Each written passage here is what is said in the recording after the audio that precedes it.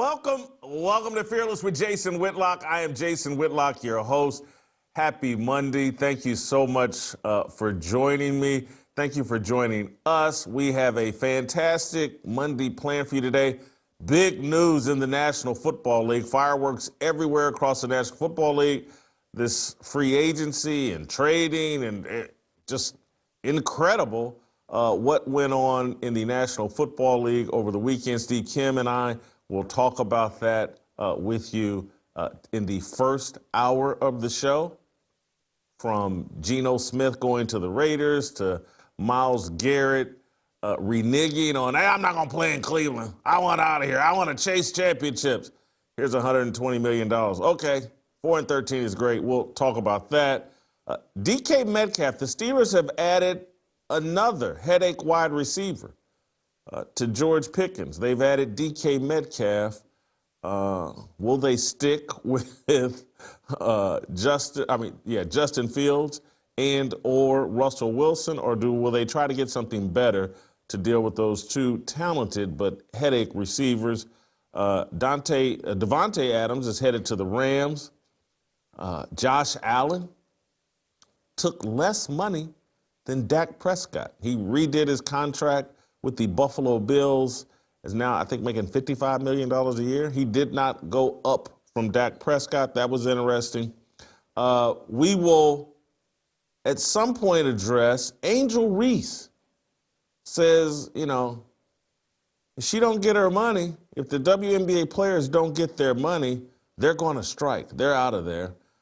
Dana White, pictured with, enjoying a UFC weekend with the Tate brothers, Andrew Tate. And boy, oh boy, does that have people upset. We'll talk about that. And if you haven't seen the video of the high school track athlete that got passed in a relay race and then clubbed the other woman with her baton, cracking her skull, giving her a concussion, and she said, oh, that wasn't me. I wouldn't do that. We'll do that. And then I got some more I want to say about LaFlop. I got some more I want to say about LeBron James and Skip Bayless and all of that. So action-packed show today. Steve Kim's just around the corner. Stick with me here for a second, but I do want to share with you all about those of you all that are making compromised decisions because of the pain you can't seem to get rid of, the inflammation you can't seem to get rid of. You're sitting there going, oh, man, I can't do this, I can't do that. And I'm sitting here telling you, yes, you can. You can do this, you can do that. I'm doing it. I'm fresh off probably 30 minutes ago, 45 minutes ago. I was on my Stairmaster, cutting the fat, being active. And part of the reason why I can be so active, and it's part of the reason I'm not making compromised decisions like, oh, man, I can't go out this weekend. I don't want to do that. I can't take this hike. I can't do this with my friends. I can't do this with my wife, because I've incorporated Relief Factor into my daily routine. Relief Factor is a daily supplement that helps your body fight pain by fighting inflammation, which is the source of most pain in our bodies and a lot of disease. It's 100% drug-free, developed by doctors to help reduce or eliminate pain. Over 1 million people have tried Relief Factor's Quick Start Kit, and 70% of them have gone on to order it to feel good again. Feel better every day, and you'll live better every day. Trying Relief Factor is easy. Get their 3-week Quick Start for only $19.95. That's less than $1 a day. Call this number, 1-800-4-RELIEF. That's 1-800-4-RELIEF, or visit relieffactor.com. Quit believing that you can't do what you used to do. You can do what you used to do. You can still be very active and just enjoy life and do the physical activities that brought a lot of joy and health to you. Relief Factor is a great way to help you on that path and on that journey. Quit making decisions. Oh, I can't do this. Yes, you can. Relief Factor can help. All right, Steve Kim, welcome back to the show. Let's start with Myles Garrett. Do you have a problem with Myles Garrett, you know, nah, I'm out of here. I want to win Super Bowls. I came came into this league wanting to win Super Bowls. I got to get out of here. Jimmy Haslam says, hey, man, I'm not even going to talk to you about trading you. And he quickly folds up and signs the highest paid contract for a defensive player, I believe, in NFL here. Do we have a graphic about the highest paid pass rushers or something? You know, could we put that up? There's a graph. Yeah, Myles Garrett at $40 million a year. He tops Maxx Crosby's $35.5. Nick Bosa at $34 million. Josh Hines Allen, $28.5, and Brian Burns, $28.5. Steve, is Myles Garrett, does he look like a hypocrite? Does he look phony here?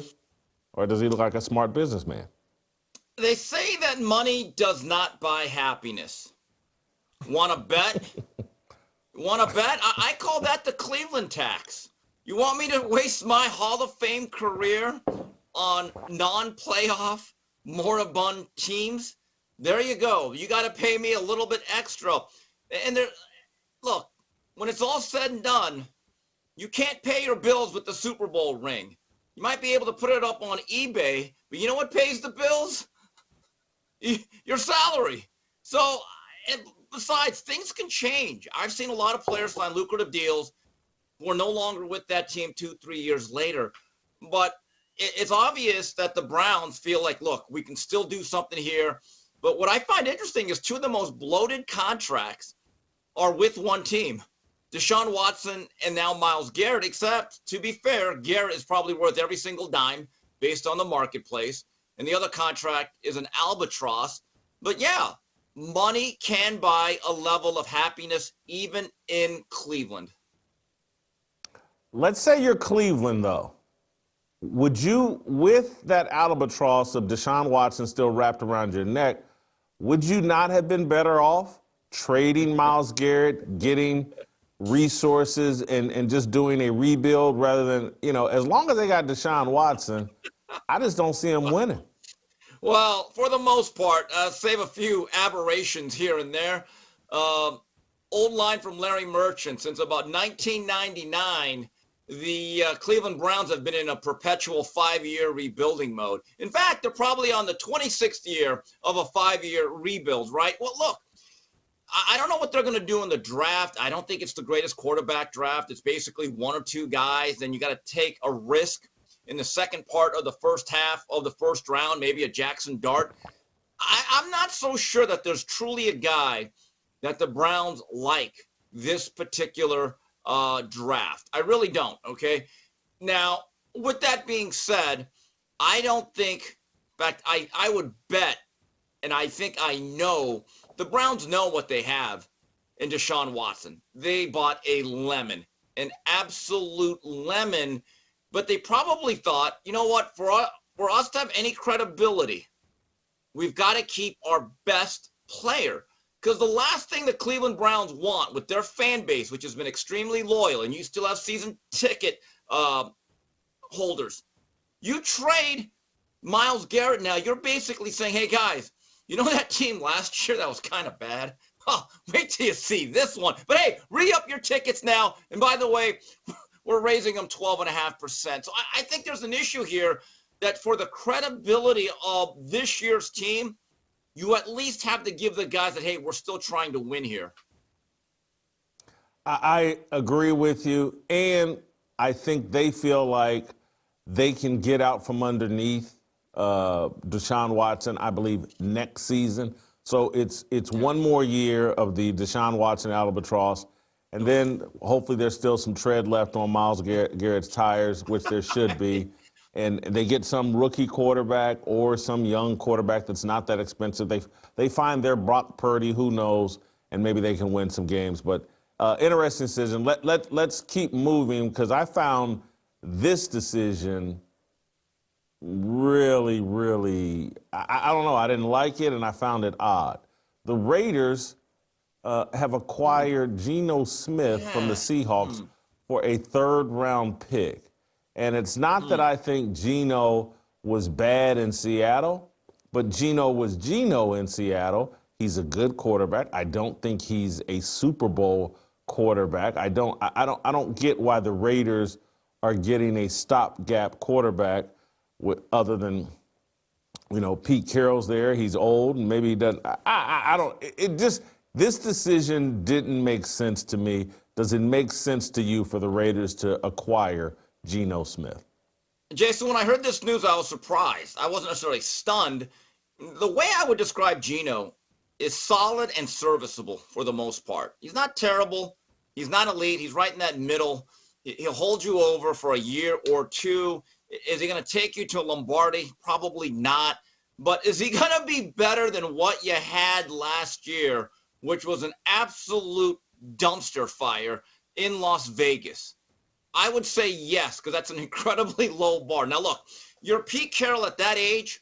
Like we said about Jerry Jones, those guys don't have time for a 5-year rebuild. And I don't think he came here to be 5-12 or 4-13 right off the bat. They have to be somewhat decent. And this goes back to the credibility. And again, Geno is what he is. He's probably in that mid-tier between quarterback 12 to 22nd, right? Right in that mediocre zone. But you know what? At certain times, though, he will win you a ball game and he probably lose you a ball game, but he is what he is.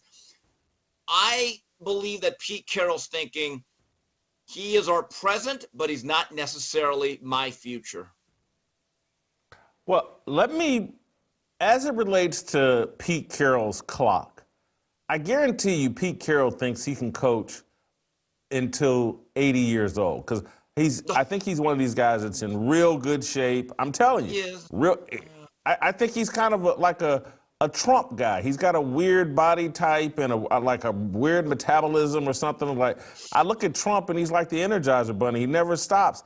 I guarantee you Pete Carroll sees himself the same way. And I'm trying to look, because I just looked up. Marv Levy is 99 years old right now. So in 1997, let's see, can I do the math on this?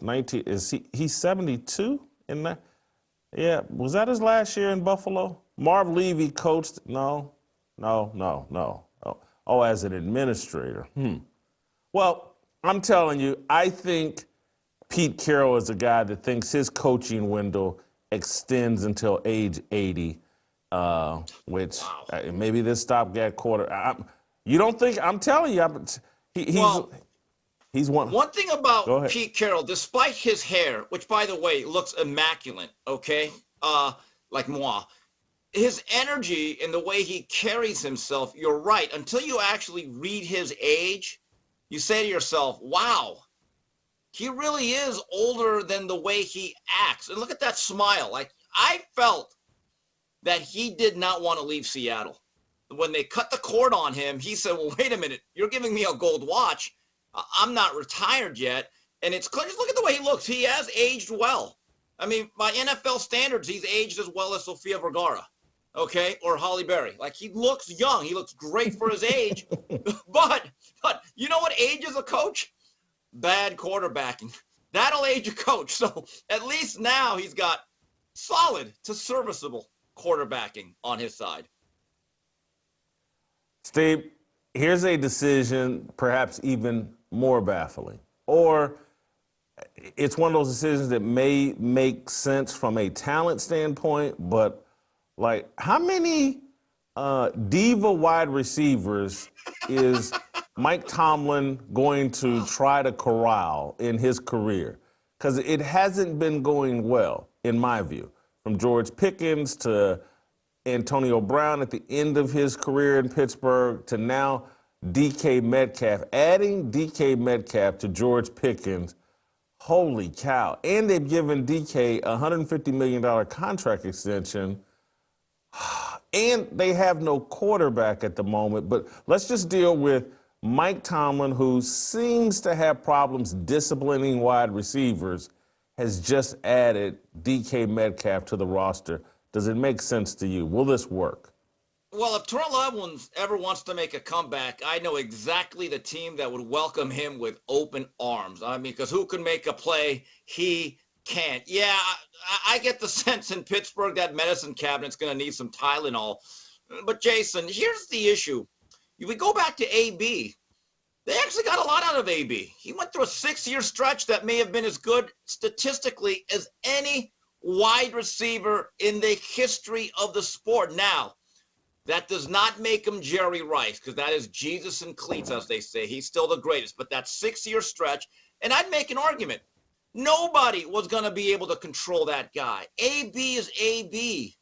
I think no matter what team, what coach, what environment, Antonio Brown was going to go Antonio Brown. Like that famous line, that tiger didn't go crazy. That tiger went tiger. Okay, so I don't put that on. Now, George Pickens is a little bit of an issue. That's a little bit more temperamental, as they say. To make this work, I think they need two things that go hand in hand. Jason, you're right, they need a quarterback. But do they have an offensive guru, a coordinator that's going to be a future head coach that knows how to keep everybody happy? A young Sean McVay or a young Shanahan where you're like, wow, this guy can X's and O it. They can scheme guys open. Everybody is going to get touches. Now, Jason, when I heard about the new contract that DK got, it raised an eyebrow till I looked it up. You know, DK's only 27. He is still in the thick of his physical prime. I actually don't mind the numbers. The numbers are the numbers. You get what the market says, and today's price ain't yesterday's price, and so on. So at 27, this actually is. I don't hate this move by Pittsburgh, believe it or not. Okay. Adam Schefter says they may have another trick up their sleeve, another move up their sleeve. What? The Steelers, this according to Adam Schefter, the Steelers continue talking to Justin Fields and Russell Wilson, but Aaron Rodgers has emerged as a quarterback option in Pittsburgh, per league sources. Rodgers and the Steelers are expected to talk and explore a union. The idea of Rodgers playing for Mike Tomlin is in play. Your thoughts here? Aaron Rodgers added to this mix. That's another big personality. Fortune favors the bold. This is what I think Tomlin is thinking at this moment. I'm sick of being 9-8, 10-7. I'm sick of just being pretty good to mediocre. If this guy right there has any good football left, and look, statistically, he was not terrible, believe it or not. But that offensive line was really bad. And look, it's the Jets. I say go all in. Go all in. If you're going to go with DK Metcalf, you got George Pickens. There's some rumblings within the Steelers fan base that, look, we love Tomlin. We liked him a lot better 10 years ago when he was actually winning playoff games and making deeper runs. You know what you have. I think with Justin Fields, you want to talk about frustrated receivers? I think you want to see frustration? See if they play with him, okay, scrambling around and running all that other stuff. Russell Wilson still throws a good deep pass. I'll give him that much. But the upside of Aaron Rodgers, now 2 years after that injury, and now he's playing back on grass, Jason, I would actually endorse that move of Aaron Rodgers as a Pittsburgh Steeler. I'm going to say, I'm shocking myself as I listen to you and as I think this through. I do think it makes sense. Yeah. I think that on paper, someone told you, hey, man, we're going to have T.J. Watt and that Minka Fitzpatrick and that Pittsburgh defense on one side, and we're going to have Aaron Rodgers, DK Metcalf, George Pickens on the other side. On paper, that sounds pretty good. That sounds like, okay, the Steelers are going for it. They're going to try to really inject some fuel into their offense. We know they have great defensive players. We know they have a defense that can win a Super Bowl. On paper, this could make sense. Now, in reality, it could be a big explosion. It could be one of these dream teams that get put together. Yeah. Remember when the Eagles put the dream team together, and I think Vince Young was the backup quarterback, or and Jason, it all blew up. Yeah. The original dream team that was an absolute bust was the 2000 Redskins. Remember they had Bruce Smith, Deion Sanders, and that was an old team. Now, very seriously, if I'm Mike Tomlin and I'm sitting across the desk from Aaron Rodgers and I'm saying, do I want to do this? I ask Aaron Rodgers one question: are you all in?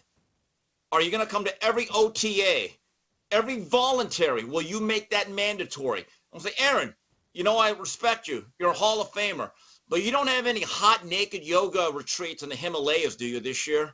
Right? None of that, right? Are you a football guy that come April and May, you're not doing ayahuasca, you're not doing all this other stuff, all this hippie stuff. You can do that in 2 years. If you can promise me that every passing camp, quarterback school, and voluntary and mandatory, you are there, and you're the first guy in, last guy out, you're my quarterback. I think it has to come with that caveat.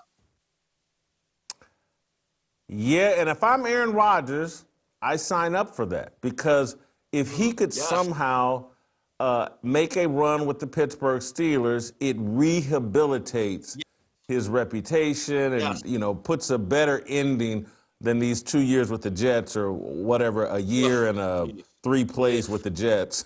It puts a better ending on Eddie and all of that. Steve, I'm going to keep it moving and move out to Los Angeles, where the Rams have replaced Cooper Kupp already by acquiring Davante Adams, 3-time All-Pro, signs a 2-year deal with the Rams. Matt Stafford's back.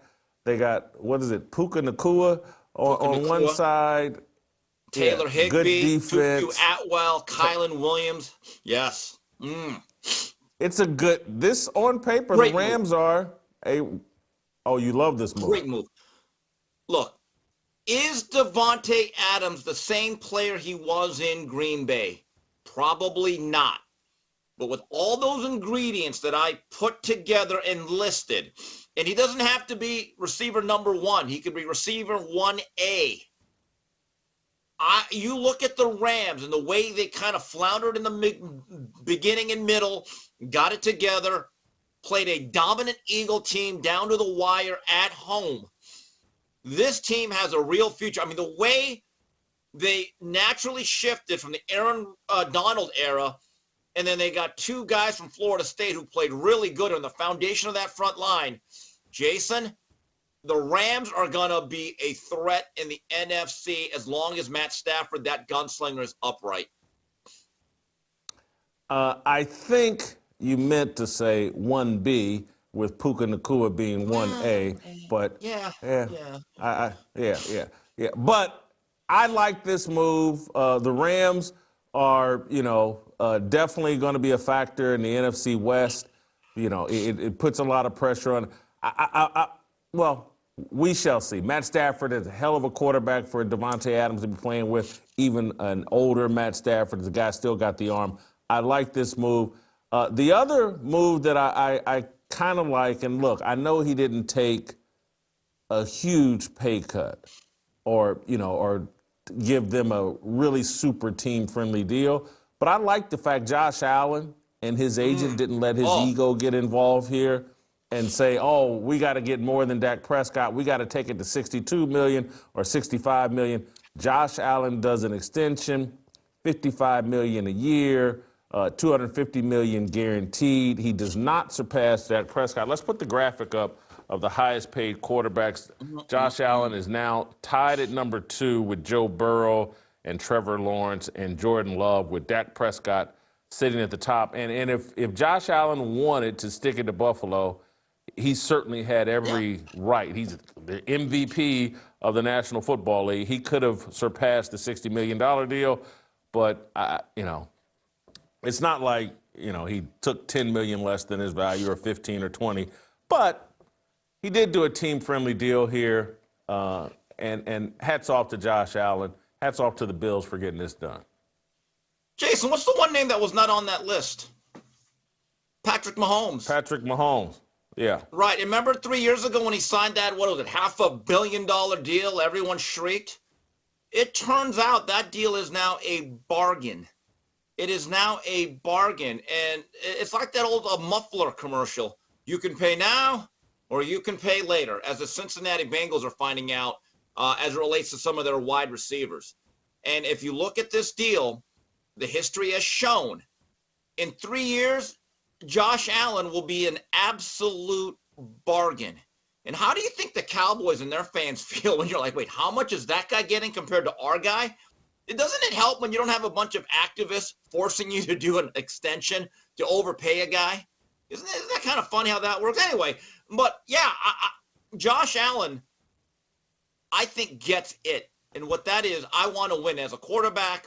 I'm going to get the endorsements. I'm going to be okay. You don't need to start a GoFundMe campaign for me. I want some Super Bowls, and how do you get it done? You got to have a well-rounded team on both sides of the football. This deal looks like a win-win for both sides, Buffalo and Josh Allen. Steve, stick with me. There's a couple of topics I want to go a little bit more in depth. But before we do that, I want to remind you all that every Friday we play a game called Listen or Lose.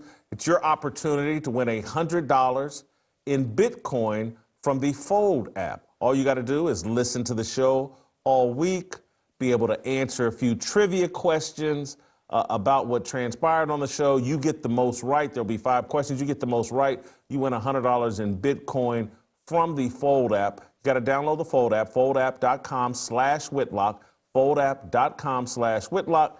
You got to email Butter at lolonfearless@gmail.com, lolonfearless@gmail.com. Would love for you to play with us this Friday.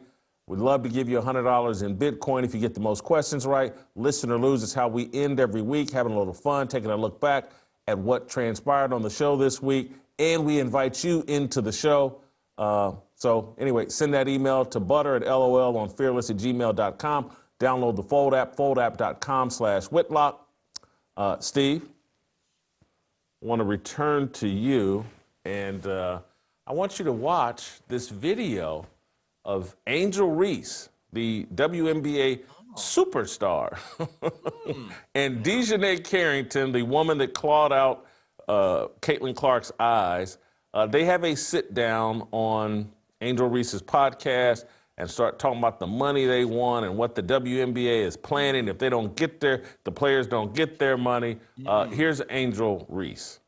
The women coming in, not this year, but next year, because the ones coming in this year will still be on the rookie contract again. Mm-hmm. The ones that the year after, they gonna get more. They probably gonna be making more than us. No, they are. I'm hurt. They are.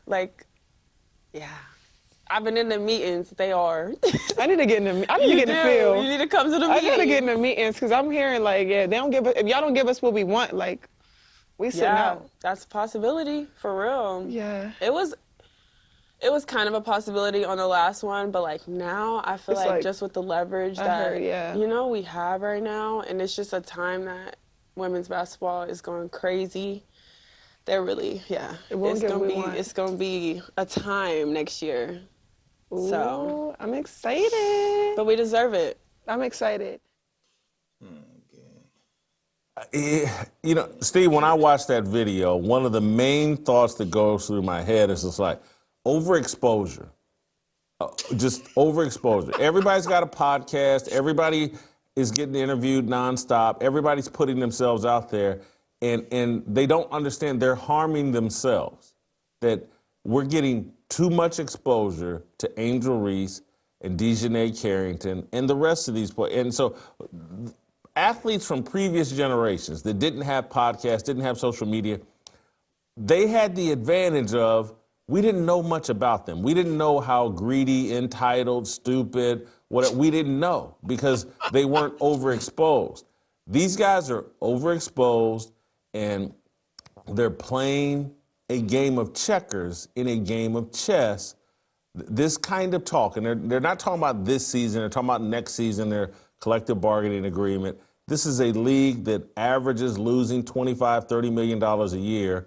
And these women are talking about, if we don't get what we want, if we don't get what we deserve, if you got what you deserved, you'd be paying to play in the WNBA. You would actually, anyway, this is just a bad look for the WNBA. Angel Reese just wants content for her podcast. She's playing checkers in a game of chess. When she made the comment that I may sit out, my only retort was, promise? And we have to be honest, based on what you said, I don't think Marvin Miller could help them out. I mean, let's be honest about it. This is basically a tax write-off for the NBA. But to be fair, and you're right about that, silence is golden, and sometimes less is more when it comes to players talking and using their platform and getting out their message. But to be fair to the rest of that league, I wonder how many other women are thinking, hey, Angel, be quiet. Be quiet. You make a lot of other money doing other things. We actually like this job and need this job. We're all working for a vision. Don't ruin it for the rest of us. Because it kind of reminded me, Jason, I was actually thinking about this, believe it or not, yesterday. I was thinking about the WNBA. Yeah, March. So remember the lockout of 98, 99? And it got really ugly. And there was some real strife between the players, between the stars and the regular players and the representatives. And I'll never forget, Shaq O'Neal got pissed off. And he basically thought that certain factions led by David Falk, who had a lot of stars, had too much power, and they're bringing the whole ship down. He basically, we got to get back to work. We got to get Georgetown out of there. Can't let Georgetown bring this whole league down. Because he was talking about Patrick Ewing and that whole, I think, with Tombo. I got kids to feed. Well, don't they all? Don't they all? They all got kids to feed. And I'm just glad Myles Garrett now can feed his kids, by the way, okay? But I wonder, though, if the average WNBA player that none of us knows is actually saying, hey, Angel, would you shut the f*** up? Seriously. Because this does not help the perception of the league. Now, look, I did my share of trolling, because that's what I do. But I read the comments underneath some of these tweets. I'm thinking, Angel, you are actually turning off some of your own fan base. And if I'm an average, everyday WNBA player who appreciates what we have, I'm thinking, would you just be quiet? Seriously. It's funny that the two people having this conversation are two people that absolutely hate Caitlin Clark and are jealous of Caitlin Clark. And couldn't think to say during this entire deal, like, because of the leverage that Caitlin Clark has given us, we may actually get paid more than what we deserve. Because it's all Caitlin Clark. But instead, you have two very delusional people. Oh, we deserve this. We blah, blah, blah. We? Yeah, we? We.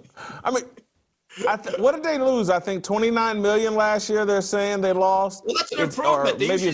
Maybe it's 50. Well, yeah, maybe it was 50 million. It's been 29 straight years of losing money. Well, that's adding $11 million in revenue. If you've lost $40 million for years and you only lose 29, that's $11 million underneath your couch cushion. By the way, have you seen pictures of Caitlin Clark's guns? All that carrying of the league, she is ripped. I want a drug test. Looks like she's been on the Balco. I am highly impressed. And you notice, Jason, being serious just for 1 second, we haven't heard anything from Caitlin. She's just gotten to work. Just gotten to work in the offseason. Yeah. She doesn't have to run her mouth for attention. She can actually let her play on the court, run her mouth for her. And so, you know, I just, here's what, and I'm telling you, they do have obvious leverage because of Caitlin Clark and because of, the momentum that women's basketball does have. But they should just be careful. Major League Baseball, there could be a work stoppage in Major League Baseball in 2026, which, if that happened, that's more of a spotlight for the WNBA. And so they're going to risk ruining a good thing. The last thing they need is some sort of work stoppage, because it will just, it's like, do they even understand the history? What happened to Major League Baseball in 1994? Work stoppages will irritate fans, and there will be lasting impact from that. These guys had to steroid up and hit a bunch of home runs in order to get those fans back to some degree. Well, okay. It's like the Major League Baseball has so much history. Well, Major League Baseball has so much history that they could survive to some degree what they did to their reputation and their fan base. If there's a work stoppage in the WNBA, it's just going to go back to, hey, you know what? I like Caitlin Clark, but the rest of these girls are so unlikable. I'm just out. And that's where, again, less of Angel Reese. And I know she's got her McDonald's commercial, and I mean, she's just everywhere. And she's put herself front and center, and everybody's trying to shove Angel Reese down our throat. It's not a good look for the WNBA, all of this attention and all of this trolling or just bogus content or illogical, delusional content that Angel Reese pushes out. It actually hurts the league, and I do think you're right, Steve. There are women in that league that are like, hey, just go work on layups and shut up for a moment. And Jason, many of those ladies do not have endorsements. They don't have the ancillary income of a Dejanay Carrington or an Angel Reese. They actually value this job. I mean, look, we make jokes about how they're ungrateful they are, but I think a lot of them are. Because 30 years ago, there were no leagues. Pioneers like Cheryl Miller, who had a bad injury, but like Ann Myers, they didn't have a WNBA to even carve out a living for 4 months. So that's the thing where I'm like, here's the thing about labor disputes. It's really about the middle of the road, everyday worker that you are protecting.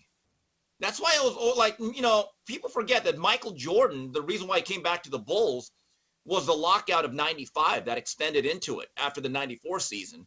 And when all the major league players or the teams basically said, okay, we're going to use non-union players for spring training, that's when Jordan said, okay, I'm out. As an NBA union member, I can't do this to other athletes in a union. And these things matter. You got to have some solidarity.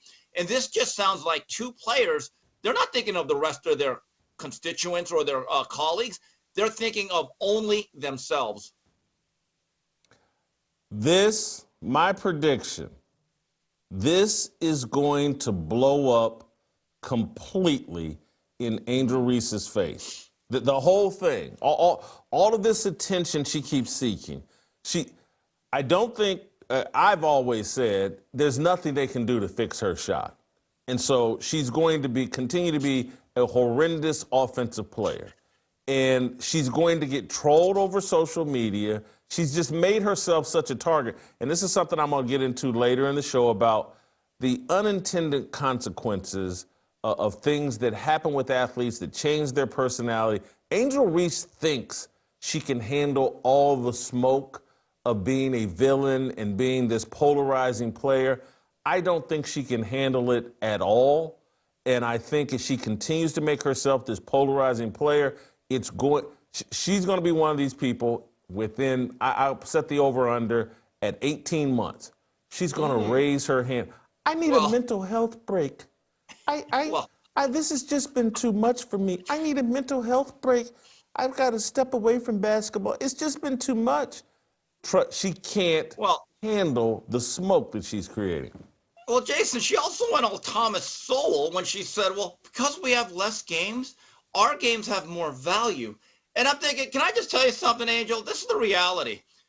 Your scarcity does not create value. Jason, can we be honest about this?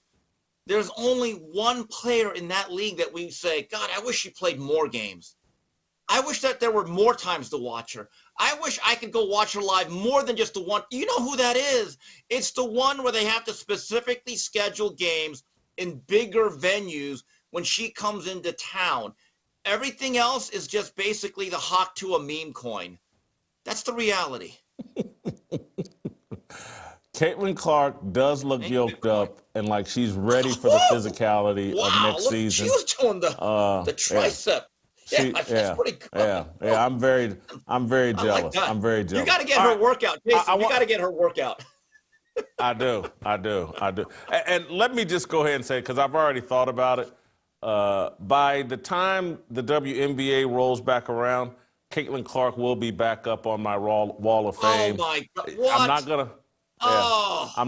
You are I'm gonna keep Sophie in the key spot, but Caitlin Clark is going back up. You are so soft. At some point. I so just got.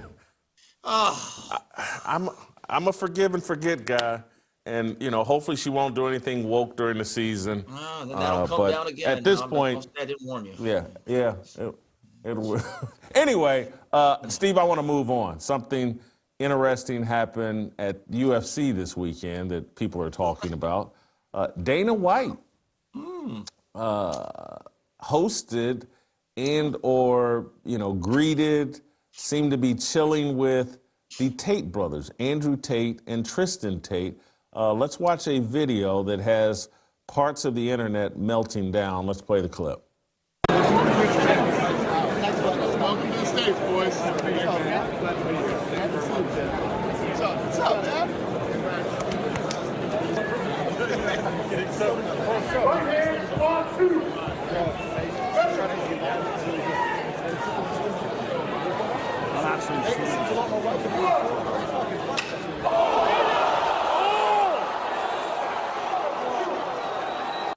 All right, Steve. People are irate. How dare Dana White publicly engage with the Tate brothers?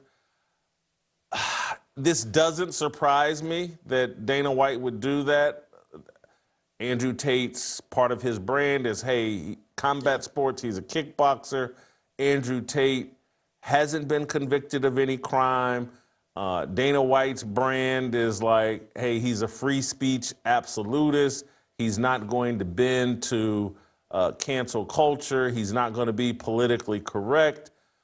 Your thoughts on, did Dana White make a mistake here? We'll start there. And then two, are people right that Dana White should avoid public engagement with the Tate brothers? So why isn't Dana White allowed to be unapologetically him? I hear that all the time, and I've seen worse people been given heroes welcome and be treated cordially. I've even seen people be given statues, and you know who they are that have actually done, not say much worse things, but he's being who he is, and he has a right, no matter how you or I feel about the Tate brothers. We can all have different opinions. If he feels as though, hey, he's worthy of my respect, I'm going to be cordial, I'm going to greet him, that's his right. It doesn't impact me, and I get it. There's a lot of varying feelings about those brothers. But you know what? Not everyone feels the same. And I don't understand this. As the general public, when it comes to a figure that you either respect or look up to or idolize or whatever, that does not mean that they have to believe in everything you do. Now, you have a right and a choice to say, well, I'm never watching another UFC event or anything related to Dana White. That is absolutely your prerogative. But I just feel as though Dana White is who he is. He's unapologetically himself.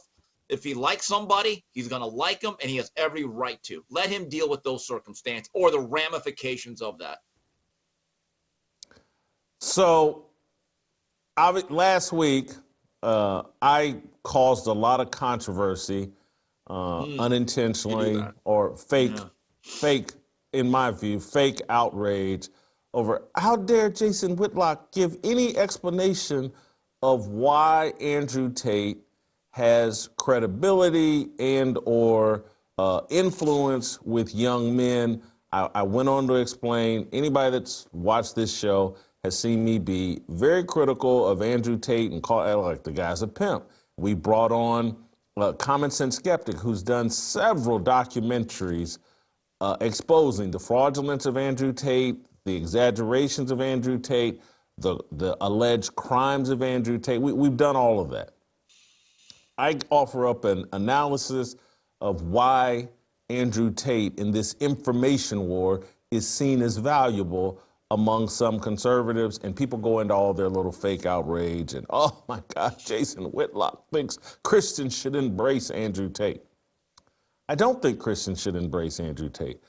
I don't think Dana White pretends to be some sort of evangelical.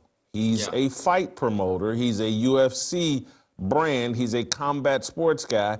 And he knows that guys within his sport could be accused of or have been accused of things similar to Andrew Tate. I believe Dana White is sitting there. It's like, hey, until these guys are convicted of something, I'm going to treat them like I would anybody else. and he has that right to do it. All of this gatekeeping of, hey, you can't engage with this person or that person, is what upsets me is like people on the right have been critical of people on the left for canceling people they don't like. Yes. And now they're turning around doing the exact same thing. And you can't interview Andrew Tate. And look, I've been critical of some of the softball interviews of Andrew Tate. I would certainly conduct a different interview of Andrew Tate. But it is what it is. If they have a right to be interviewed and people have a right to suck off content off the Tate brothers, if they feel, the overreaction to people interviewing and engaging with Andrew Tate misses the point. And my overall point has always been, everybody needs to look in the mirror and do better themselves. If you don't like Andrew Tate, the solution is to be a better version of yourself.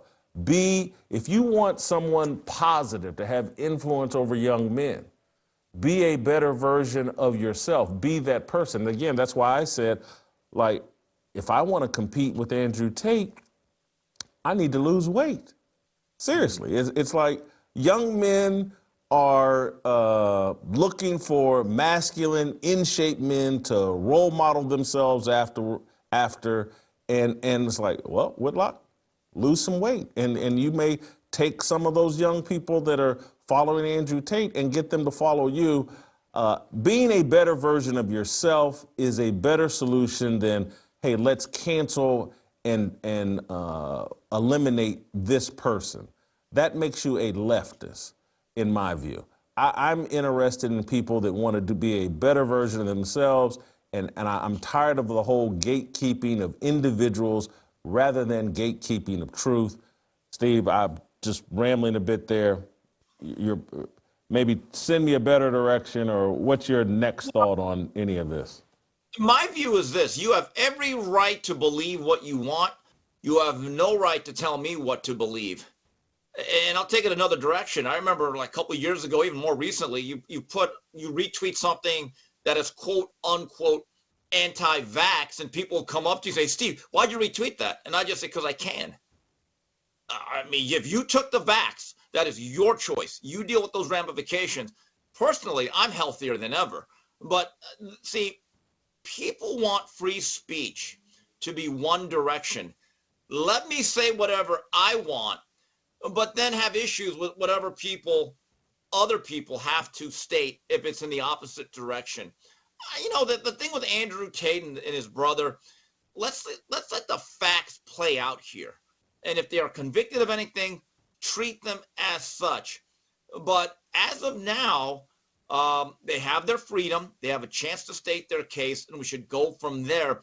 But even then, we have seen other people that have been convicted of crimes become lionized, become heroic, and we honor them. I don't get it, but everything now is political. Everything has become politicized now, and I think the Tate brothers are just the most recent example. I want to make one more point, and Steve, you don't have to react to this. It's just I'm a super transparent person, and I'm very careful of I don't want to be called a hypocrite. And again, I look at Dana White, and if someone really did the research on me, and who some of my friends have been, and if I'll never forget, I've shared the story before that there was some billionaire owners of an NBA franchise that I was friends with, and we would socialize in Las Vegas because, and again, you'll figure out, they used to own a very popular hotel in Las Vegas, and I can remember being out to dinner with them at one of their restaurants. There's probably 20 of us, and at some point in the night, I realized, hey, the guy I'm sitting next to is like a famous pimp in Las Vegas. And this was one of the Maloof brothers' friends. And, you know, I have to be real about who I am, where I've been, And it's not that when I was socializing with the Maloofs and therefore I didn't, when they found out what the guy's line of work is, I didn't pop up and run out of the building and say, oh, I can't be associated. And again, I was younger and dumber then, and this is part of the reason I don't go to Vegas anymore, because I don't want those associations. But have I had them? Have I not shared with you guys on this show that you can find me double dating on a New Year's Eve with a guy that went to prison for shooting somebody. And, you know, at the time, I didn't know he was going to shoot somebody, but it happened, and I still consider the guy a friend of mine.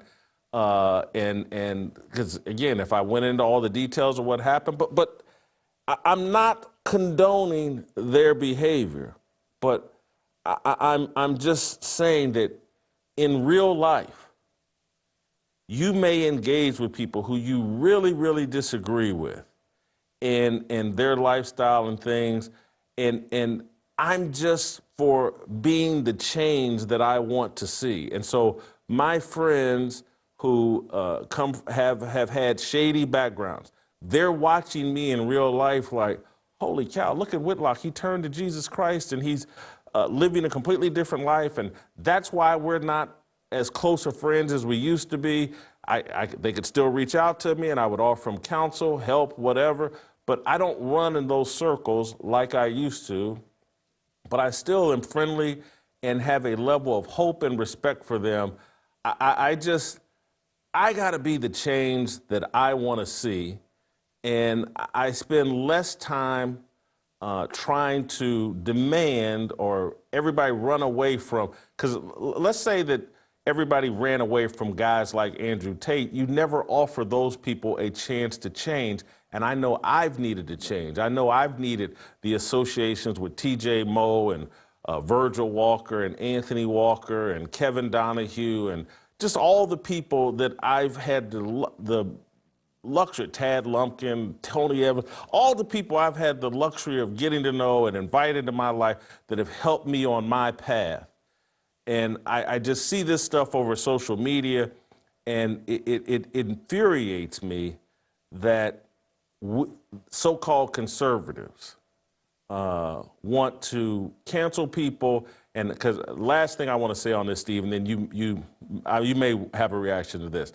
The other reason why I'm reluctant to join this whole cancel deal is because I've been canceled. I used to be a guy, and still am a guy, that leftists hop in DMs and emails and tell people, how can you associate with that guy? He's homophobic. He's a sexist pig. He's an evangelical Christian, blah, blah. Don't retweet his stuff. Don't engage with him. Don't interview him. I used to go on all the television networks, CNN, MSNBC. There was a time I was invited everywhere. Now all those, I'm untouchable. I'm radioactive because I'm too Christian. And so I'm just not for the little whisper, oh, you can't support Candace Owens. You can't still be friends with Tucker Carlson. They said the wrong things. I'm just not one of those guys, and I'll never be one of those guys. Final thought, if you have one there, Steve, and then I got one more story. The reality to me is we don't have to agree on everything all the time. And too many people, they want fealty. They really do. It's not even about an open conversation. What they want is complete capitulation in terms of having lockstep in beliefs. I've always told people, you and I are going to be able to disagree. If not, we're going to have a real issue here. Andrew Tate is certainly a lightning rod, but to demonize someone for just being cordial or just showing general manners, I think that's a little bit too far. And it does bring up the word, are we trying to basically enforce a level of censorship when you start doing this? That's the thing that concerns me about that. And I've told people, if you look up to somebody and they anger you over who or what they associate with, that really may be a reflection on you more than them. Steve, finally, this video's not funny, but there is tiny kernels of humor I find in it. It's not funny. It's more sad. but I don't know if you've seen this video of the track incident where I think this is at the state track meet. It may be the 4x100 relay, or maybe it's the 4x400 relay. I can't remember, but woman gets passed, high school kid gets passed by another woman, and she clubs the woman over the head with a baton, cracks her skull. Woman gets a concussion, falls out, and then, you know, let's watch the video, and then I want to listen to this woman's excuse here. Play the clip.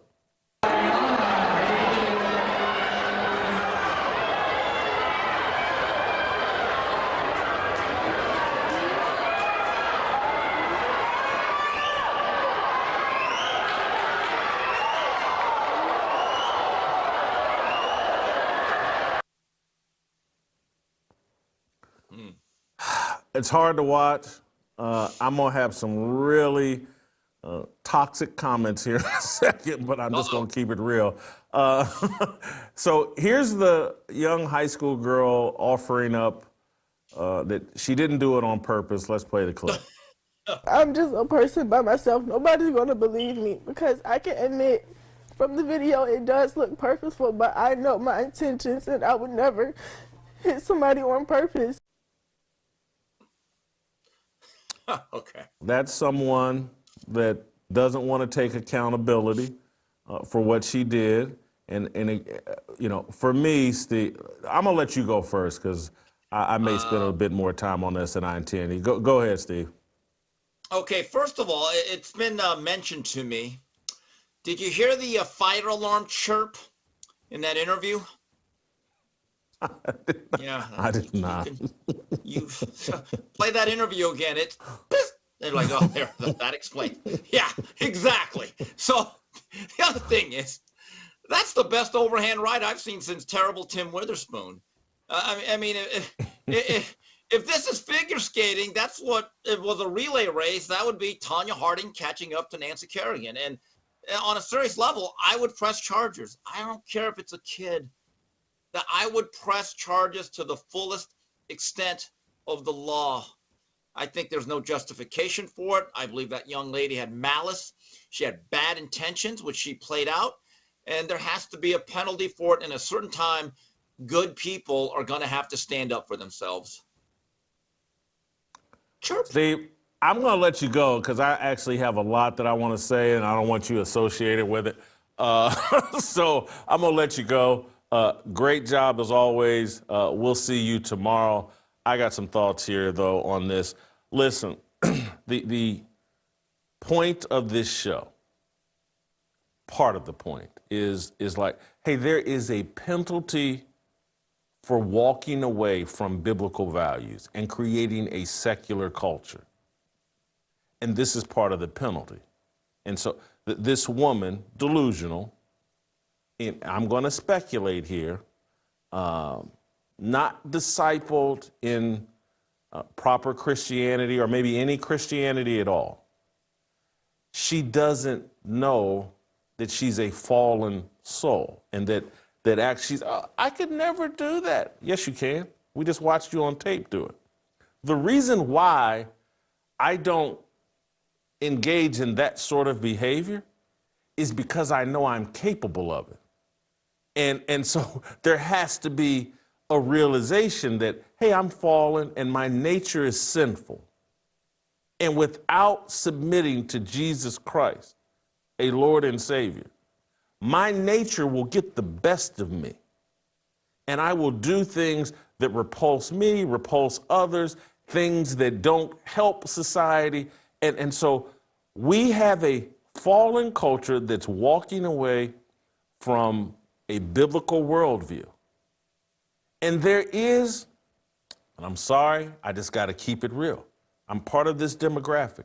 There's a demographic of Black Americans that think they're following Jesus Christ, and they're not. They're following feminism. They're following their feelings. And so there is a reason why these types of videos keep popping up and are popular over social media, and there seems to be a particular group, demographic, that keeps doing this. And there is that demographic, both men and women have bought into feminism. Both men and women have bought into feminism, which is a rejection of male leadership and male authority, which is a rejection of the patriarchy, which is prescribed in the Bible. And so when you buy into feminism, it's all about what you feel. And so these people have no control of their feelings or their emotions, and they just react. Because they don't wake up every day saying, you know what, I'm fallen. And without God at the head of my life, I will do things that are repulsive and sickening and criminal and degenerate.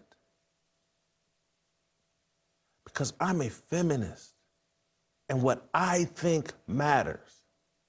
And people want to run from this. And again, that we've sat there with this very easy to diagnose problem in American culture overall, but most acutely in Black American culture.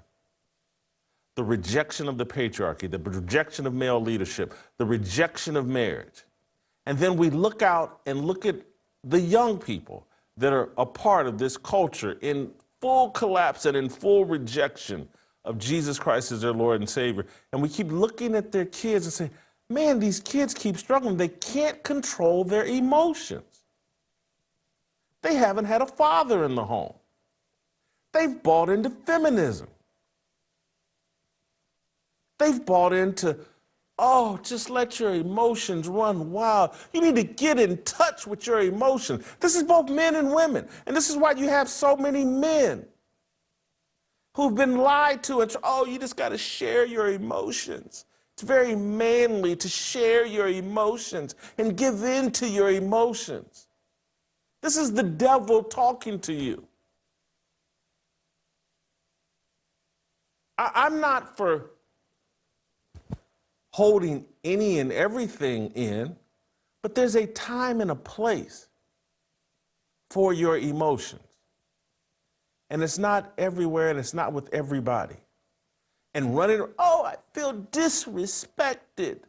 Therefore, I must react emotionally. And so this little woman here, who, again, if she were in her right mind, discipled by parents who have submitted themselves to Jesus Christ, they would have demanded that their daughter go on TV and say, holy cow, I lost control of myself. I'm so sorry.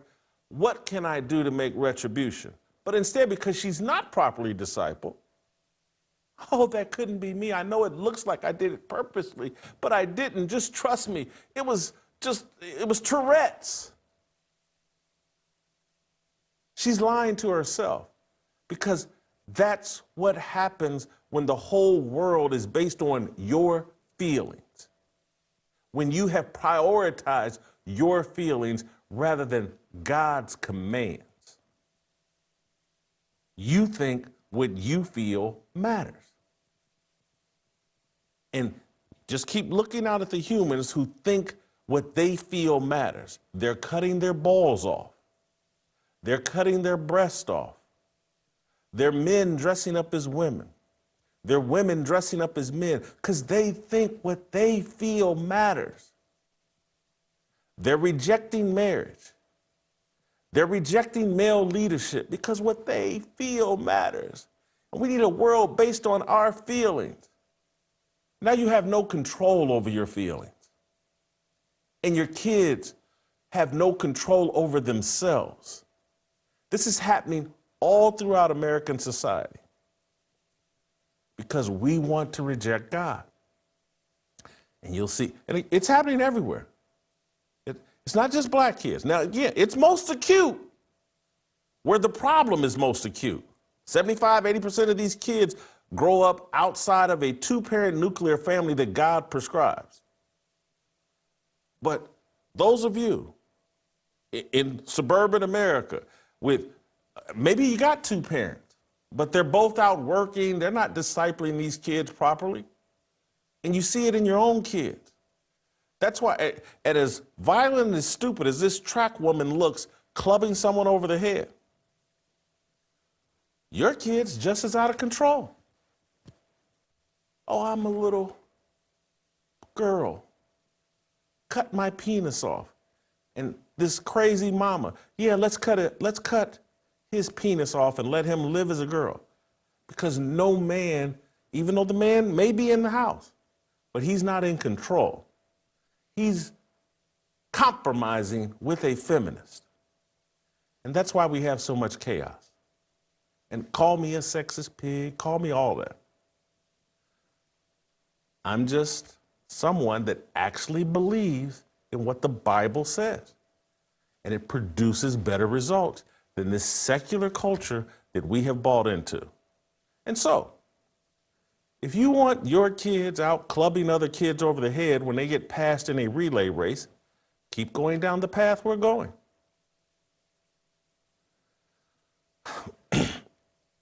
I'm going to, and that went longer than I anticipated, but I want to transition into, and we'll take a little break so I can gather my thoughts.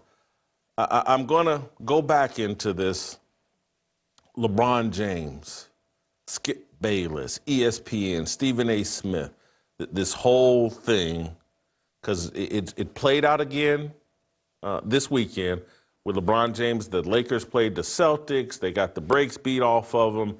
LeBron James, the only thing really memorable about the game is the flop that LeBron James did, and people are being critical of LeBron, and I just want to use it as another opportunity to explain to you all what happened to LeBron James, not making excuses for him. I just want to explain to you what happened to LeBron James and how we need to think about LeBron James and you know, give him a tiny bit of sympathy and understanding rather than just writing him off, so that we don't do this to the next generation of athletes, what was done to LeBron James. And I'll do all that, combine it with what I just talked about now, and just kind of tell you why this roll call thing that we do, this show that we do, that's constantly trying to tell men, stand up and be men. Stand up and be leaders. Stand up and understand that the America that you're longing for can only be restored if we're willing to do what the founders did. And the founders, whether we like them or not, and they were flawed, and yes, they had slavery, but they built a system based on the Bible.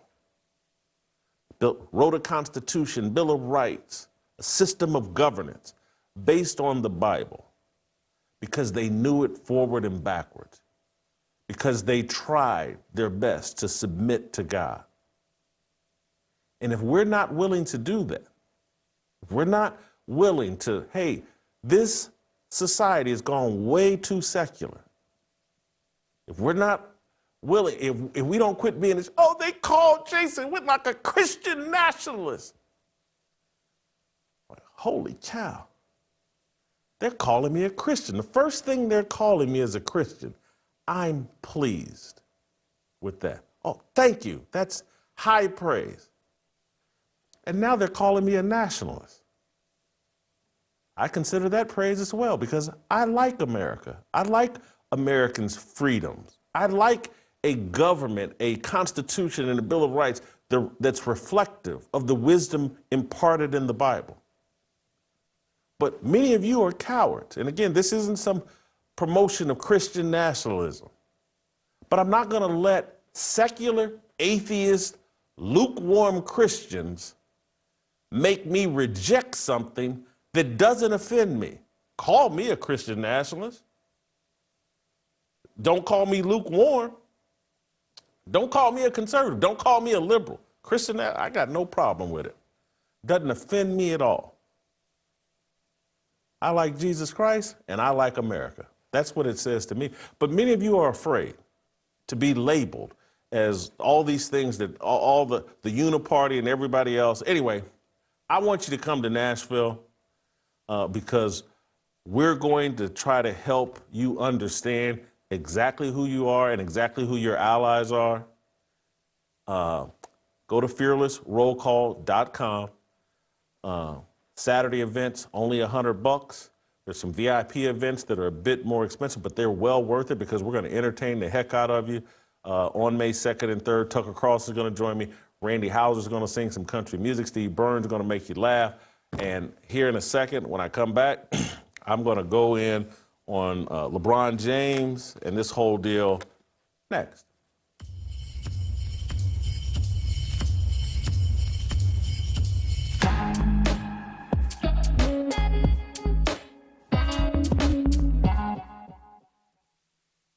Men, it's time to rise.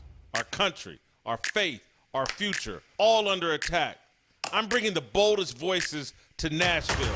Roll Call 3.0 is your call to action. Join me, join Tucker, and let's take a stand together. May 2nd and 3rd in Nashville. I am Jason Whitlock, your host. Went without so that he could give you an abundant life. Young men shall utterly fall. Jason, I know you called us to preach off, but I feel like preaching up in here right about now. These words are our religion, no regrets in our decisions. We all want to go to heaven with freedom. It's my obligation, no hate, discrimination, raising up your hands for freedom. All right, welcome back. Let's wrap up the show with my latest dissertation on LeBron James. This weekend, the Lakers played the Boston Celtics in a marquee game on Saturday night. It was a big deal. The Lakers, I think, had won 8 straight. The Celtics ended up winning, I believe, by double digits. Were up pretty big, third quarter, fourth quarter, 18, 20 points. And I want to show you this clip of LeBron James doing a flop during the Celtics game. I think they were down 18 at this point. Let's watch LeFlop James here in this marquee game on, I believe it was on ESPN or ABC Saturday. Play the clip.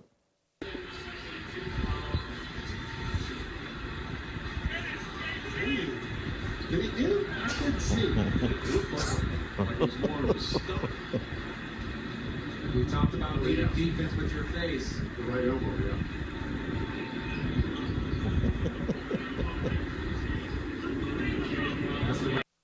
So that's Jason Tatum going past LeBron James, and LeBron James going full-blown soccer player. And it's LeFlop. And people started immediately posting on social media, particularly on X and Instagram and other places, like, hey, man, this is why I can't put LeBron in the GOAT conversation. This is why I don't take LeBron seriously. And it was just another round of criticism for LeBron James. And everybody's right. LeFlop is a bad look. But what is it born out of? Why is LeBron James at age 40 flopping around, trying to draw fouls, trying to cheat the game, basically? There's no honor to the way LeBron James competes at this point, is what the argument is. And I believe there's some truth to that. That, like, LeBron James is so desperate to win another championship that there's nothing he will not do to win that championship. And so he will play without honor. He will play and compete in a way that's beneath someone who considers themselves the GOAT of basketball and one of the greatest athletes of all time. So here, man has scored 50,000 points. Man has won 4 championships. He's won 4 or 5 MVP trophies. You know, he's considered one of the 2, 3, 4, 5 best players in NBA history. But here he is disrespecting the game. And look, as it relates to some sports, like let's take Major League Baseball, that if you're not cheating, you're not trying, is what they say. But there's also sports that are played with honor. Golf. You know, you keep your own score. There's a level of trust. And it's not that everybody lives up to it, because obviously there's cheating in golf. I've done it. No, I'm somewhat joking, but, you know, anyway, basketball and where we're at now, it's turned, it looks a lot like soccer, a very finesse, soft game of soccer where they flop around and do all that. And LeBron and Luka Doncic are two of the leaders of this. But the question I want to ask you as you look and are harshly critical of LeBron James and you want to like, man, this is beneath someone of LeBron's skill, his stature in sports. Why is he doing this? And I once again want to ask you to think about, how did we get here? Is this who LeBron James would be if not for Skip Bayless?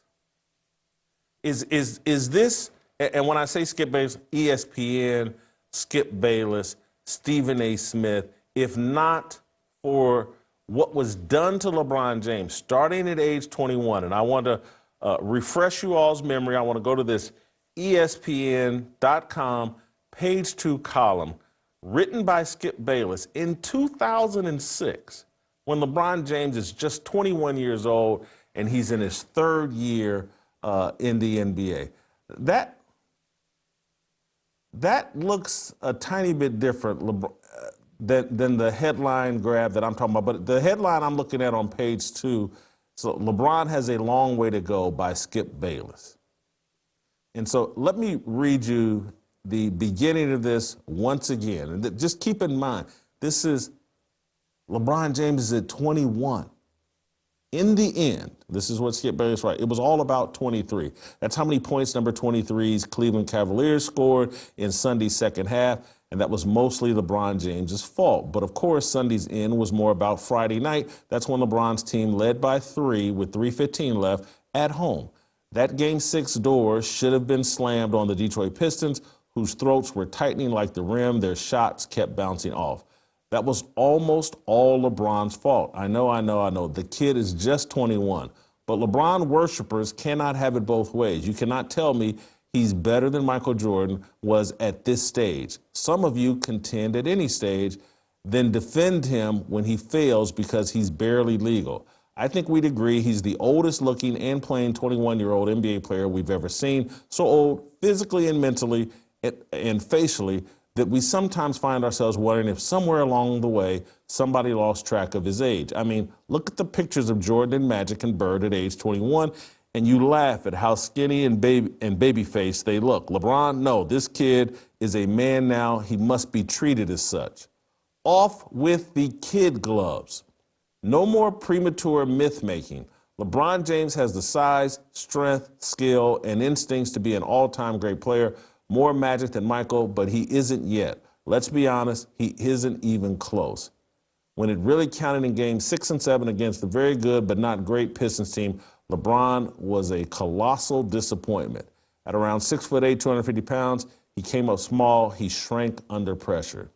He still has a long way to go as a leader, a shooter, a clutch scorer, beating the physiologically fragile Gilbert Arenas. Psychologically fragile Gilbert Arenas and the Washington Wizards was one thing. Closing out the Pistons quite another. This postseason was a start, but only that. So this is Skip Bayless laying the foundation of a gimmick and a shtick that he would execute on LeBron James for the next, basically, 15 to 20 years. That whatever LeBron James does has to reach Jordan-like proportions or LeBron is a failure. Skip Bayless has given LeBron James an identity and a career goal. You have to, in order for your greatness to be celebrated, you have to surpass Michael Jordan. This is the game that was rigged up for a 21-year-old LeBron James. It's just not fair. It's not what we had done to athletes before LeBron James. I thought about this weekend. I thought about it Saturday when I saw the flop. I thought about it like, how did LeBron James, a guy, we got a collection of videos, and I believe these are from his early days in Cleveland. We got a collection of videos like of just how happy-go-lucky LeBron was and the joy he played with in Cleveland. I remember being slightly critical of like, hey, LeBron's having too much fun. There's too much dancing going on. And LeBron still does a little dancing, but this is who LeBron played with great joy. He was not this angry person that he has become later in his career. The person that confronted Stephen A. Smith here just last week on the sidelines, basically threatening Stephen A. Smith. That is not who LeBron James was at the beginning. He was not on that path. What happened? Skip Bayless happened. But I want to play, let's play some of these let's play some of these old clips. Let's start with shot number 7. This is LeBron James, I believe, in 2008-ish, little dancing versus the Bulls. Let's play shot 7. Well, the dancing is something that the Cavaliers started even before the game began. This is a loose-knit group. They know how to have fun. Danny Green on the right, the rookie out of North Carolina, one of the lead dancers on this team. And it looks like he has taught LeBron a move or two tonight. Other than the altercation with Noah, LeBron's had himself one heck of a good time.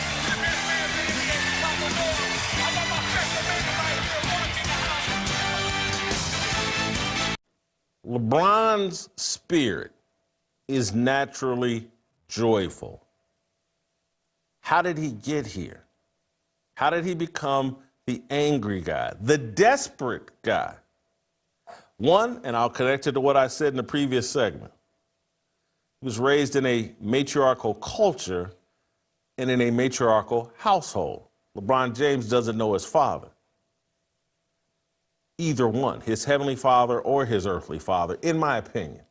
I know the earthly one is right. In my opinion, he doesn't act like someone who has a relationship with his heavenly father. So LeBron's identity can be shaped by others. And because he doesn't have a dad, it's like, nah, baby boy, that ain't what we're doing. These people don't define you. I define you. I'm your father. I went through that process. And trust me, it's a painful process. Any of you all that have had a real father knows that you're going to butt heads really, really strongly from about age 16 to maybe into your mid-20s. Because your father is going to make demands of you and complain about things about you, how you dress, who your friends are, how you behave in public, how you see yourself. I went through that, and it's an ugly process. LeBron didn't go through that process. And so outsiders, someone like Skip Bayless and ESPN and Stephen A. Smith, they got to tell LeBron James, like, hey, let me define what success is for you. And we're going to have that discussion every day on ESPN. And success for you, LeBron, is not attained until you reach Michael Jordan levels of perfection. See, if he had a father, and Kobe Bryant and his dad fell out at some point. But Kobe had a father who was a former NBA player. Michael Jordan had a father. And this is why young men become immovable if they have a father who defines for them, there's some things we're going to stand on, and as men. LeBron didn't have that, and I'm not saying that to rip and ridicule LeBron James. I'm saying it to explain LeBron James and how, unlike, say, a Tiger Woods, this is one of the examples who had a father, Earl Woods. And so Tiger Woods wasn't going to be defined by Jack Nicklaus. And Tiger, we can't enjoy your greatness until you exceed Jack Nicklaus. That's not, and Tiger's dad died. And Tiger certainly wanted to surpass Jack Nicklaus in major championships. But Tiger Woods wanted to be Earl Woods' son and wanted to be a great golfer. And yes, would he have liked to have won 19 majors? I think Jack has 18. Yes, he would. But there was never this obsession. And when Nike tried to racialize Tiger Woods in an over-the-top fashion, what did Earl Woods do? Nah, we ain't doing all that. And what did Tiger do? Nah, I'm cobbling Asian. I'm mixed race. And I don't care what the world says. I don't care what Oprah says. I don't care what any of the talking heads on TV say. I'm cobbling Asian. I'm mixed race. Tiger stood on the firm, solid ground of truth because he had a father. LeBron James's image has been shaped by television and been shaped by desperate men trying to elevate their own TV careers and using LeBron James and defining for LeBron James what success is. And just let's just think, we can even go to boxing. And I think I made this point last week. Did Mike Tyson have to surpass Muhammad Ali to have his greatness fully celebrated? Absolutely not. There was no debate show every time that Tyson fought asking, well, Muhammad Ali would have knocked him out in round 3. Tyson only knocked him out in round 4. Muhammad Ali did this, or Mike Tyson doesn't have the clutch gene, or Ali did X, Y, and Z. Mike Tyson didn't have all of that. His greatness got to be enjoyed and celebrated without desperate, manipulative, opportunistic TV personalities and a TV network putting Mike Tyson in a fight he could not win. He didn't have that. Mike Tyson still celebrated today. There's no debate about whether or not, he was a failure because he didn't live up to Muhammad Ali. This man got knocked out by Buster Douglas and seemed to either drink, sex, or drugged himself into oblivion. Ended up going to prison for rape. Celebrated and beloved because no one was sitting on TV defining for Mike Tyson, hey, your success is totally dependent upon people perceiving you as greater than Muhammad Ali. I'll give you another one that I think is kind of relevant to LeBron James. Barry Sanders played for the Detroit Lions. As far as I know, had 0 playoff success during Barry Sanders' football career. 0, none. No one was sitting around going, hey, well, Jim Brown did X, Y, and Z, and Barry, until you do X, Y, and Z and get on Jim Brown's level, you're a failure. No one held Barry Sanders to that standard because Jim Brown led the Cleveland Browns to NFL titles. Jim Brown did X, Y, and Z. No one did that. We all enjoyed Barry Sanders, and some people believe Barry Sanders is greater than Jim Brown. But we got to enjoy Barry Sanders without constantly comparing him to someone else. I'm telling you, when you look at LeBron James and all of his decision-making, it's all related to this unfair fight that he was placed in, this unfair standard that he was held to by ESPN, Skip Bayless, Stephen A. Smith, and the whole embrace debate culture. Destroyed LeBron James. So you wonder why at age 40, LeBron James is out there flopping and trying to win games in a dishonorable way. He's desperate. He's been led to believe, oh, one more title will put him over the top and he'll catch Jordan. He's not comfortable with his own identity because other people define success for him rather than defining it for himself. This changed LeBron James. When we look, I'm just telling you, look at every decision we haven't liked about LeBron James. What did the man do in 2009 or 10 when he figured out, like, holy cow, I'm not gonna catch Jordan. I got to get out of Cleveland. I got to go join up with Dwayne Wade and Chris Bosh in Miami to catch Michael Jordan.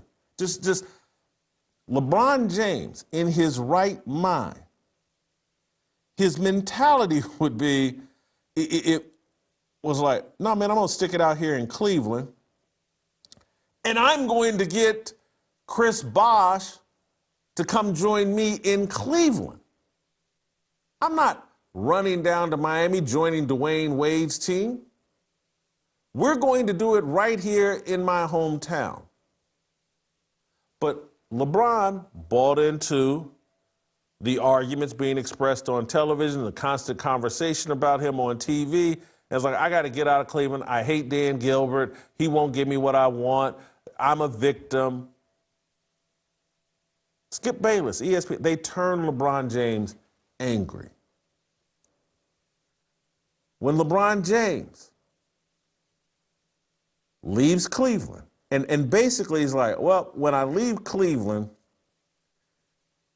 that's going to be hard for me to catch Michael Jordan because Jordan spent the entire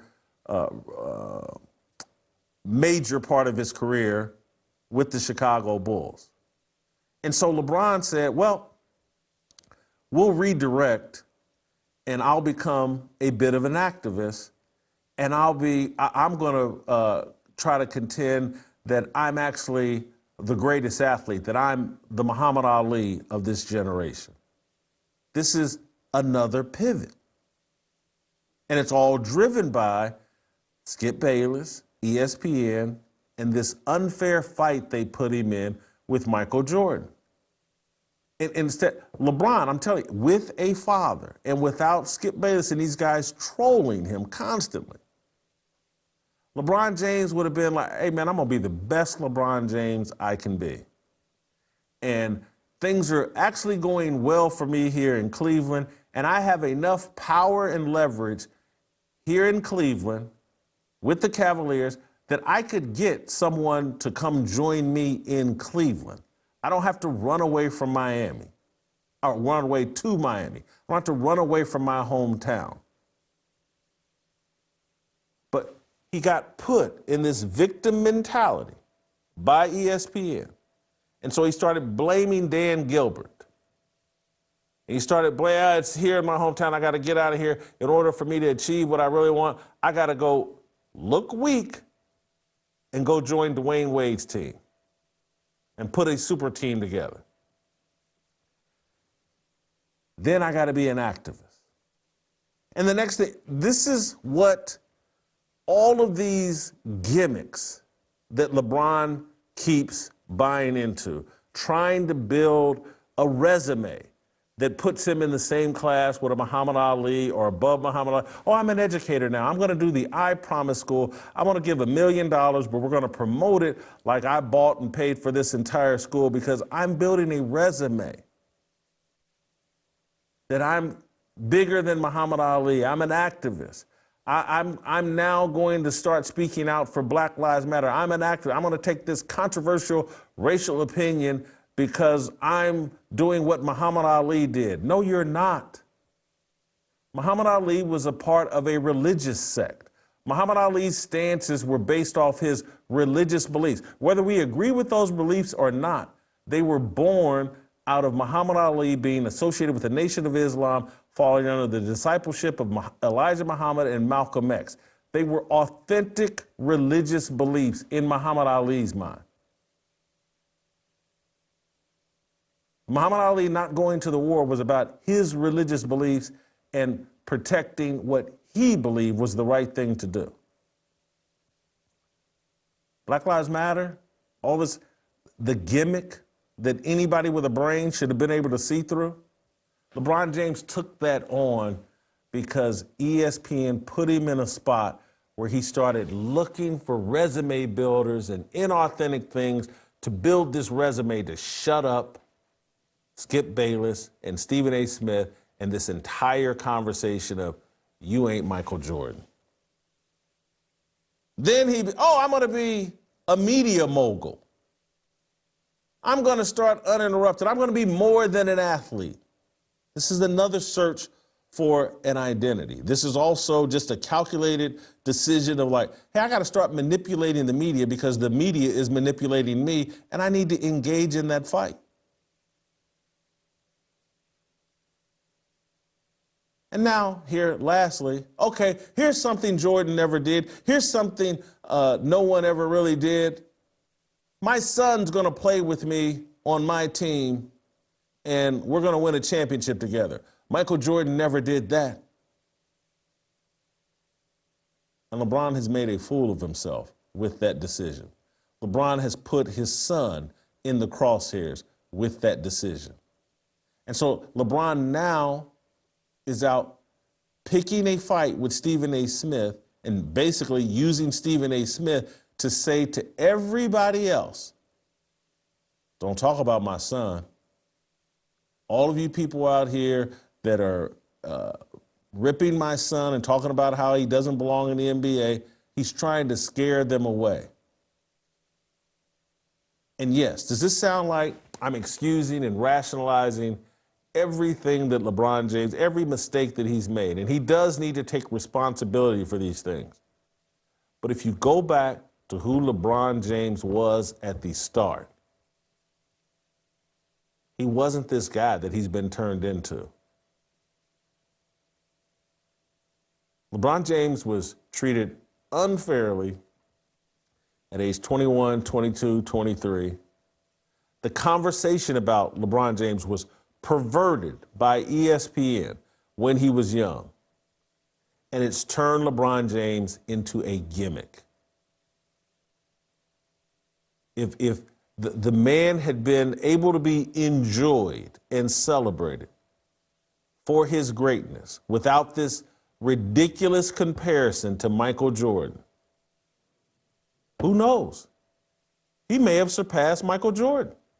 If the man had played in Cleveland for 15, 16 straight years, brought a piece or two to Cleveland, he may have had 4 titles with the Cleveland Cavaliers, and people might have a legitimate argument like, hey, man, he did what Jordan did, and you throw that together with 50,000 points and all the other accomplishments LeBron has had, he might have an argument in the Michael Jordan debate.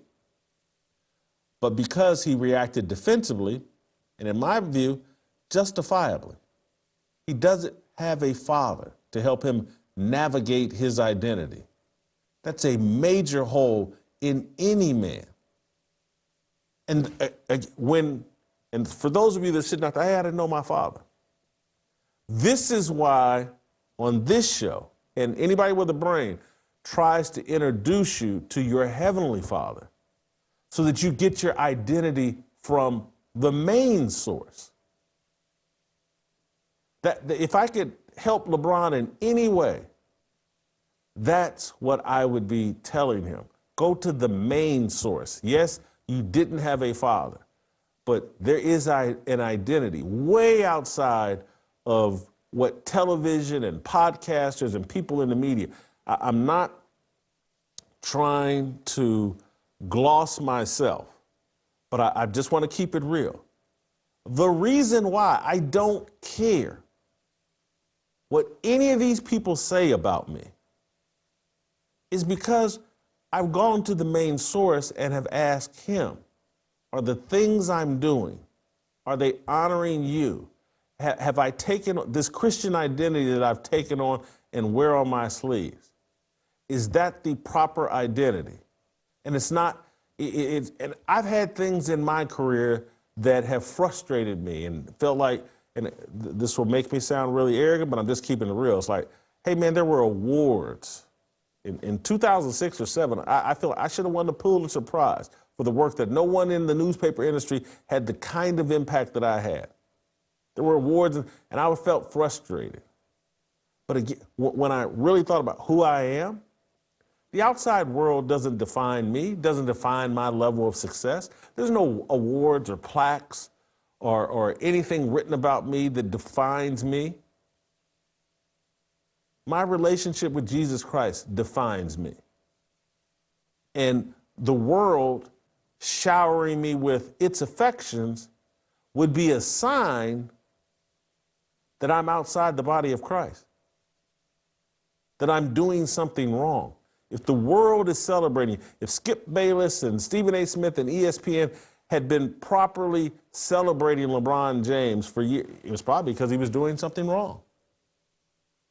And that's when I look now at people that go over the top celebrating LeBron James, it's like, oh, okay, the world is now satisfied with LeBron James now that he is out in Hollywood promoting a secular worldview, promoting Marxism and Black Lives Matter and all that other garbage, leftist Democrats, all that, the matriarchy. The world is very satisfied with LeBron James. But LeBron James is not satisfied with himself because he still doesn't fully understand who he is. And that's why he's put his son in a really tough, bad spot. All kinds of ridicule, charges of nepotism, doesn't belong, will be a laughingstock. And LeBron can blame Stephen A. Smith and try to send out a bat signal to everybody else. Don't talk about my son. It's not going to stop. I want to play you this clip from the comedian Ari Spears. Ari Spears is a pretty good comedian, and no one's going to question Ari Spears' blackness. But here he is breaking down and basically defending Stephen A. Smith in his dispute with LeBron James. Let's play the clip. Because LeBron is a hypocrite. And I kind of wish that Stephen A. hadn't backpedaled just because of LeBron confronting him. Because if you remember early in LeBron's career, and I mean early, there was a moment where in a game in Cleveland, I forget who they were playing, and LeBron James got into a skirmish with the opposing team with several players underneath the backboard, sitting courtside, near courtside. And his mother jumped into the mix and started, trying to curse the players out and take up for her son. And just to add some real context, one of the first things that Stephen A. Smith said was, LeBron didn't approach me as a basketball player. He approached me as a father, which I could understand. So now let me go back to my point. So when LeBron's mother did that, LeBron specifically yelled at his mother, "Sit your behind down." Because LeBron knew that, hey, I don't need you to save me. I know I'm your son and you're my mother and I'm your child, but I'm a professional basketball player playing a professional sport. And this comes with it. So I don't need my mommy to save me. Well, why is this any different? Stephen A. Smith is a professional commentator commentating on a professional sport. He's doing his job. But because now it's LeBron's son, he feels the need to come in and save his son the way his mother tried to save her son. You can't have it both ways. His son is a professional basketball player playing a professional sport. He don't need his daddy to jump in and save him. So the same way you told your mother, LeBron, sit your ass down, you know what, LeBron? You need to sit yours down. Stephen A. was doing his job. Nepotism is why your son is in the league. And that's what Stephen A. was pointing out. We know that your son don't deserve that spot, not over somebody who's more qualified, but it is what it is. Because daddy came to the rescue twice. Stop being a hypocrite, LeBron. You know what I mean? Sit your ass down. DM me for the link to the Spears and Steinberg podcast. Subscribe to our YouTube channel at Spearsburg Pod. Hit like and subscribe. So, LeBron James, again, put his son in the crosshairs. It's out of desperation, out of a defensiveness, and I know many of you are like, man, how can you put all this on Skip and ESPN, that was when he was 21, because this is what happens. People change based off of the energy that they receive, and particularly when they're young, and particularly when they're undiscipled. And LeBron James, young, undiscipled, impressionable, he's made a series of defensive decisions that have blown up in his face and taken on a life of his own, and that's how we got here. To LeBron not playing with honor, LeBron doing this nepotism gimmick with his son. It's all blowing up in his face and damaging his reputation. I want to give you one little reminder of Ari Spears is 1,000% right about LeBron and his mother. They were playing the Boston Celtics, and Paul Pierce wrapped him up, and LeBron James told his mother, hey, sit down. Let's play that clip. I think it's shot number 11. Third row. Mama seats. And Mom is right in the middle of it. Kevin Garnett trying to calm her down, and then Mom, calm down. Here it is, the day after Mother's Day. Go sit down. Sit down, Mom. Mom, go sit down. Good thing this game wasn't Sunday, or it would have been go sit down. Go sit down, please, Mom. But no further damage in that run. Good thing Kevin Garnett, who knew she was. I defended LeBron in real time when that happened. I believe that's 2009. I defended LeBron. And ain't nothing about me changed. I said, like, Mama's way outside of her area of expertise. Basketball played, it's a game of men. Mama, go sit down somewhere. I can handle this. And Ari Spears is accurate. And I know LeBron was older than what because his son, Bronny, is probably 19, 20 years old and has been thrown into a position where I bet LeBron's probably at this time 25, 26 years old when that happened. LeBron's son, just 19, 20 years old, put in a really difficult spot in a league where, you know, most people believe he doesn't belong, whereas everybody knew at that time LeBron James belonged and was actually the best player in the league. And so LeBron feeling himself and just understanding his job as a man, where I'm going to defend LeBron here again. His son, just 19, 20 years old, he's not in a spot where he can defend himself the way LeBron James did. But LeBron created all of this by reacting to Skip Bayless, ESPN, the whole embrace debate, the trolling that started at age 21. And he's never been properly guided. He's surrounded himself with Maverick Carter and Rich Paul, these young guys, unseasoned, unable to properly disciple him on how to handle that. LeBron, I believe it was Aaron Goodwin and some of the early agents, I believe he walked away from them. I'm not sure if I got my dates correct on when he walked away from them, but I've met these guys, talked to these guys. There was a time when people were trying to guide LeBron James a different direction. There were guys that were trying, like, hey, LeBron, let's don't do this whole tattoo thing. If you want to sell as many shoes as Nike would love for you to sell, we need less tattoos. We don't need you looking like you just walked out of Rahway prison and looking like every gang member, but reject that. He doesn't have a father. He doesn't know or doesn't have a relationship with his heavenly father. So LeBron James tatted himself up. LeBron James ran off to Miami. LeBron James became a Black Lives Matter activist, a tool for the Democratic Party.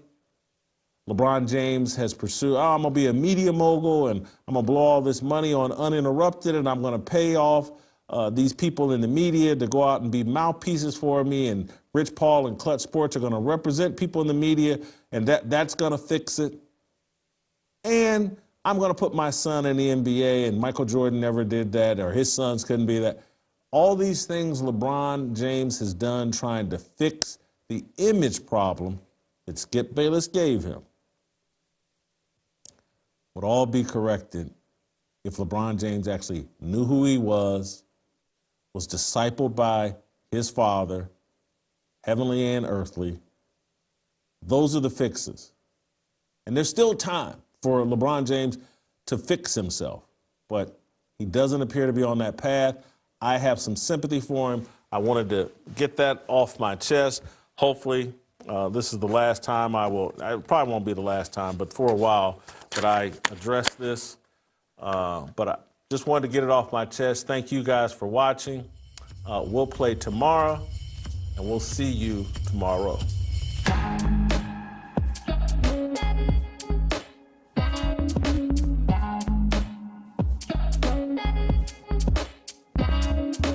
Waiting for the countdown, coming off the breakdown, standing in line for freedom. Looking for a breakout, feeling like a standoff, nothing in life like freedom. Came like a fighter, striking like a ladder, making all those moves for freedom.